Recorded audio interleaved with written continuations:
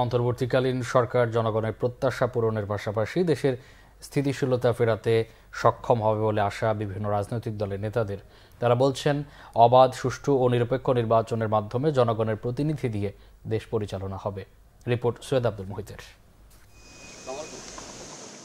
বৃহস্পতিবার বিকেলের পর বঙ্গভবনের চিত্র হয়ে ওঠে অন্য অনেক দিনের চেয়ে আলাদা। অন্তর্বর্তীকালীন সরকারের শপথকে ঘিরে ছিল নানা আয়োজন।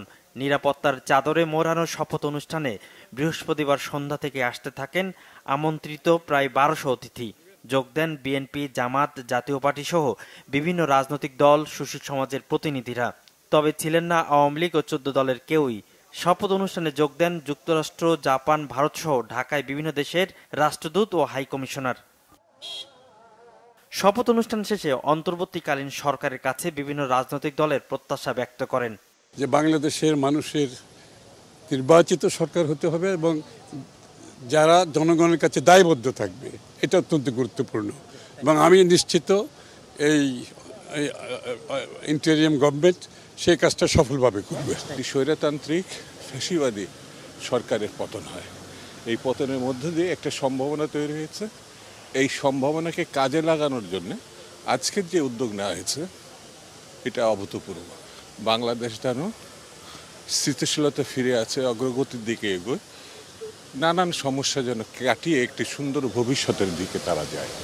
যে দ্বিতীয় পর্যায়ে বাংলাদেশে গণতন্ত্র ফিরে আসবে, এদেশে একটি সুষ্ঠু নিরপেক্ষ নির্বাচন হবে এবং সত্যিকার অর্থে জনগণের প্রতিনিধি দিয়ে এই দেশ পরিচালিত হবে। কি কি কাজ হাতে নিতে চায় এবং কতখানি সময় ওনারা নিতে চায় সেটার উপরে।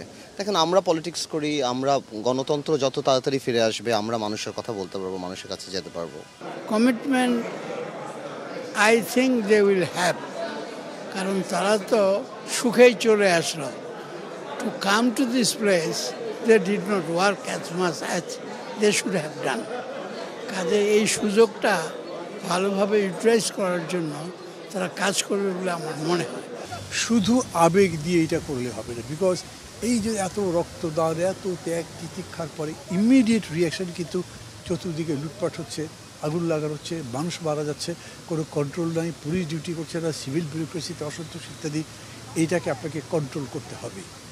অনেকটা রক্ত ঝরিয়ে তারা একটা জায়গায় এসেছে এবং অনেক বিশৃঙ্খলা চলছে।